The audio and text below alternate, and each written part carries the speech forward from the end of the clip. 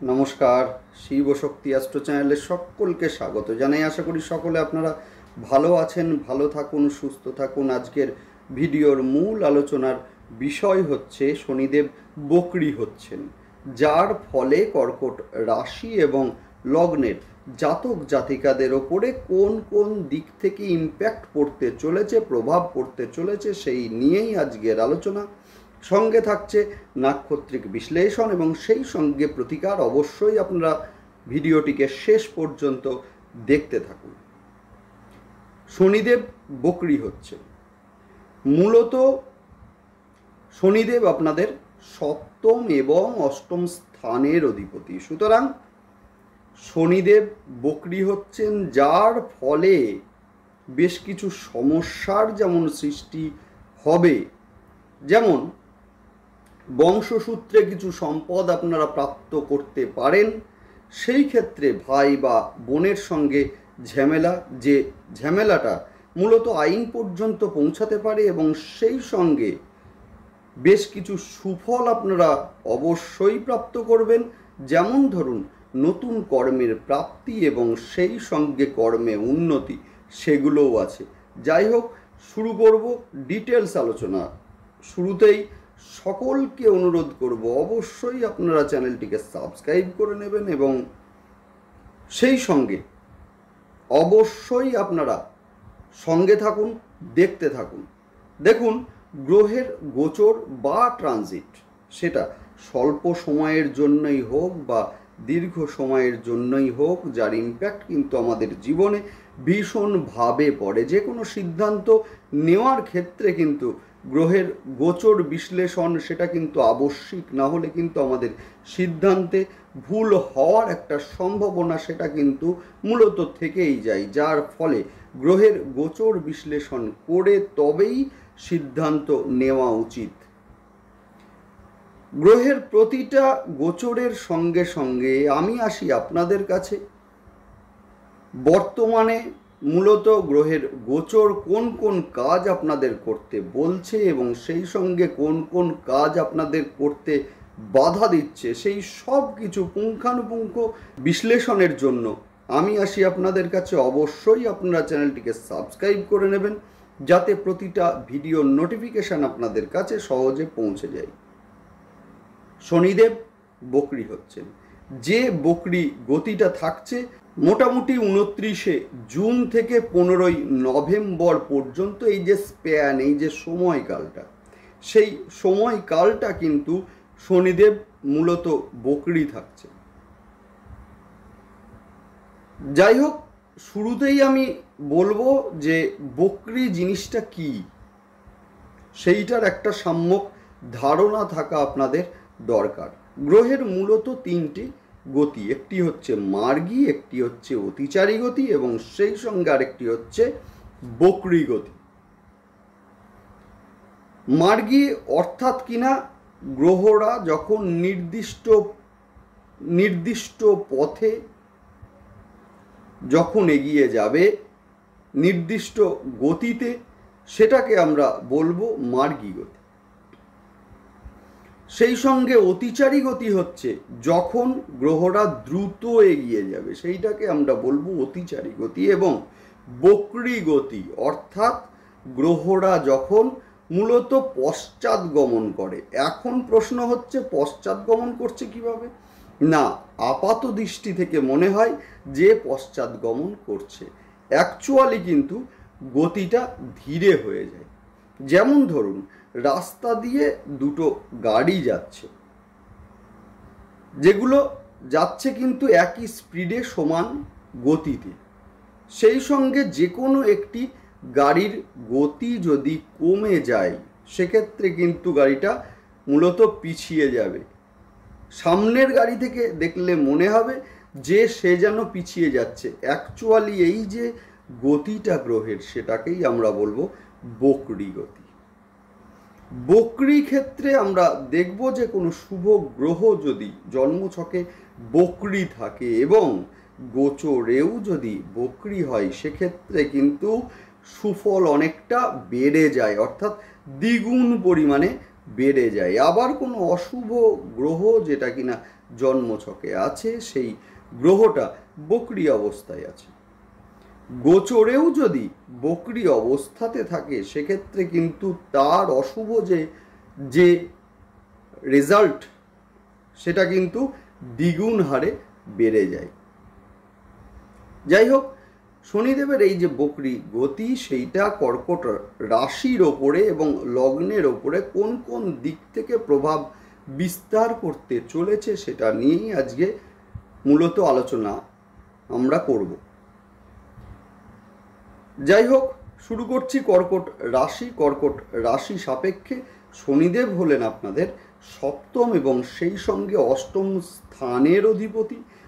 বর্তমানে অষ্টম ভাবে অবস্থান করছেন শনিদেব, যার ফলে এই সময়ে কিন্তু পৈতৃক সূত্রে কোনো সম্পদ প্রাপ্তি বা সেই সম্পদের প্রাপ্তি নিয়ে ভাই বা বোনের সঙ্গে কিছুটা ঝামেলা পোহাতে হতে পারে, যেহেতু অষ্টম স্থান হচ্ছে বংশসূত্র। শনিদেব 29শে জুন থেকে 15ই নভেম্বর পর্যন্ত বক্র গতিতেই থাকবেন, যার ফলে যেহেতু শনিদেব মূলত পূর্ব ভাদ্রপদ নক্ষত্রে অবস্থান করছেন এবং পূর্ব ভাদ্রপদ নক্ষত্রের অধিপতি বৃহস্পতিদেব অবস্থান করছেন আপনাদের একাদশে, ফলে বংশসূত্রে কিছুটা প্রাপ্তি, যে সম্পদ সম্পর্কে হয়তো আপনারা অবগত ছিলেন না, সেই সম্পদ নিয়ে ভাই বা বোনের মধ্যে বিতর্কে জড়িয়ে পড়া এবং সেই বিতর্কে জড়িয়ে পড়াকে কেন্দ্র করে মূলত কিছুটা ঝামেলা সৃষ্টি, সেটাও কিন্তু লক্ষ্য করা যাচ্ছে। দেখুন, মূলত কর্কট রাশি জলতত্ত্বের একটি রাশি, যে কোনো পরিবেশে নিজেদেরকে মানিয়ে নেওয়ার একটা ক্ষমতা সেটা কিন্তু আছেই, এবং সেই সঙ্গে মূলত চর প্রকৃতির রাশি, যেহেতু চন্দ্র অধিপতি, অর্থাৎ যথেষ্ট মিশুকে হয়ে থাকে এরা, যথেষ্ট বন্ধু প্রিয় হয়ে থাকে এরা, যথেষ্ট রোম্যান্টিক হয়ে থাকে এরা, যথেষ্ট ভ্রমণ প্রিয় হয়ে থাকে এরা। যাই হোক, বর্তমানে আমরা জানি যে কর্কট রাশি এবং লগ্নের ওপরে শনিদেবের ধাইয়া চলছে, অর্থাৎ যথেষ্ট চাপের মধ্যে রয়েছেন মূলত কর্কট রাশি এবং লগ্নের জাতক জাতিকারা। তার মধ্যে একাদশে বৃহস্পতিদেবের গোচর কিছুটা স্বস্তি এনে দিলেও অষ্টম স্থানে শনিদেবের এই যে বক্রি গতি, যার ফলে কিন্তু বেশ কিছু সুযোগ এলেও সেই সুযোগ হাতছাড়া হয়ে যাওয়ার একটা সম্ভাবনা সেটা কিন্তু থাকছে। সুতরাং সুযোগ সম্পর্কে আপনারা সতর্ক হন যাতে সুযোগ হাতছাড়া না হয়। সেই সঙ্গে বলবো যে শনিদেব অষ্টমে অবস্থান করে তৃতীয় দৃষ্টি দিচ্ছেন আপনাদের দশম ঘরে, ফলে শনিদেবের বক্রি ভবনের প্রথম সময়েই বা মূলত প্রথম স্টেজেই আমরা বলতে পারি যে কর্মপ্রাপ্তি, এবং যারা কোনো কর্মের মধ্যে যুক্ত আছেন সেটা প্রাইভেট সেক্টর হতে পারে বা গভর্নমেন্ট সেক্টর হতে পারে, সেখানে মূলত প্রমোশন বা প্রমোশন সূত্রে ট্রান্সফার, সেগুলোও কিন্তু আমরা এই সময় লক্ষ্য করব। এই সময়ে যারা ঋণ নিতে চাইছেন কিন্তু বারবার যে কোনো কারণে আটকে যাচ্ছিল, সেক্ষেত্রে কিন্তু যথেষ্ট সাকসেস আসবে কর্কট রাশি এবং লগ্নের জাতক জাতিকাদের। তবে অর্থের ব্যয় এই সময়ে কিন্তু লক্ষ্য করা যাচ্ছে কর্কট রাশি এবং লগ্নের জাতক জাতিকাদের। তাই আমি বলবো যে মূলত আয় এবং ব্যয়ের মধ্যে একটা ব্যালেন্স, সেটা কিন্তু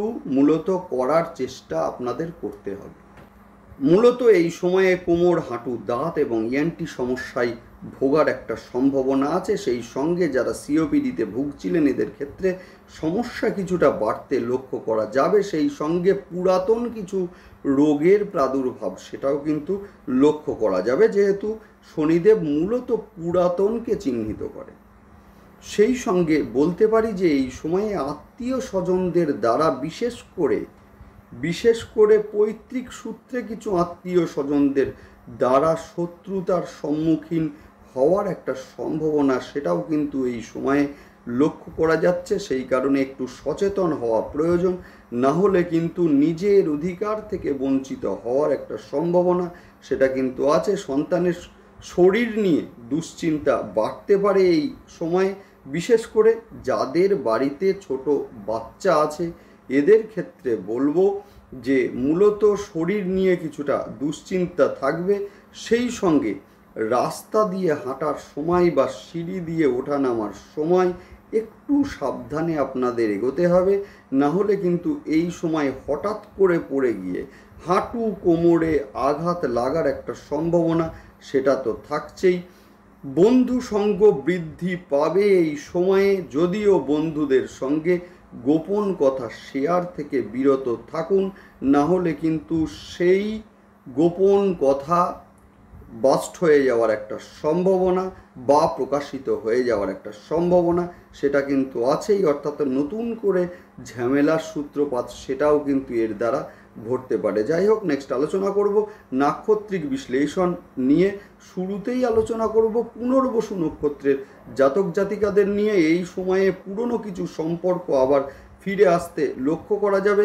সেই সঙ্গে এই সময় মূলত অস্থিজনিত সমস্যায় ভোগা, বিশেষ করে হাঁটু কোমর ইত্যাদির সমস্যায় ভুগতে পারেন আপনারা। সেই সঙ্গে অষ্টমস্ত শনিদেবের সপ্তম দৃষ্টি সিংহ রাশির ঘরে পড়ছে, যার ফলে কিন্তু এই সময়ে নিজের বাক্যের উপরে নিয়ন্ত্রণ রাখুন, না হলে কিন্তু সমস্যা সৃষ্টি হতে পারে। নেক্সট আলোচনা করব পুষ্যা নক্ষত্রের জাতক জাতিকারা। এই সময়ে ফটকা অর্থের আগমনের সুযোগ আছে, তবে ব্যয়ও অধিক হবে। এই সময়ে শিক্ষা বা কর্মের কারণে বিদেশ যাওয়ার সুযোগ আছে পুষ্যা নক্ষত্রের জাতক জাতিকাদের।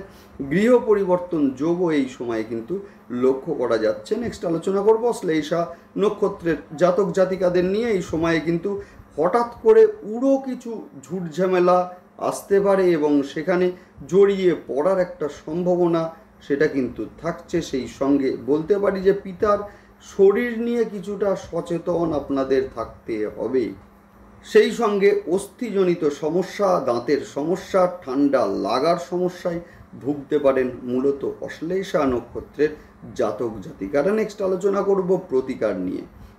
যদিও সেই আলোচনা শুরু করার আগে কিছু গুঁড়ো তথ্য বলে দিই আপনাদের।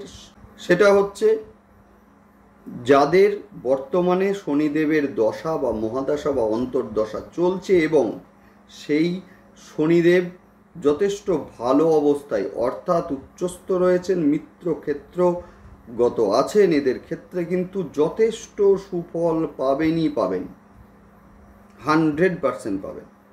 যাই হোক, নেক্সট আলোচনা করব প্রতিকার নিয়ে।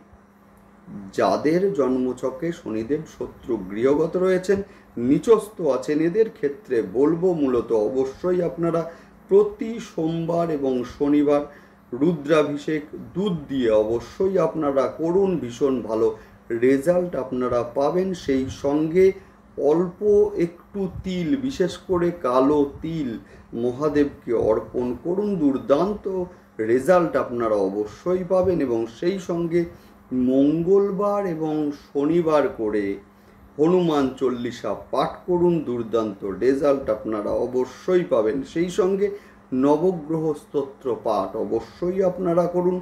যদি পারেন সাতমুখী রুদ্রাক্ষ শোধন করে ধারণ করুন, দুর্দান্ত রেজাল্ট আপনারা পাবেন। যাই হোক, ভালো থাকুন, দেখতে থাকুন, সেই সঙ্গে অবশ্যই আপনারা চ্যানেলটিকে সাবস্ক্রাইব করে নেবেন।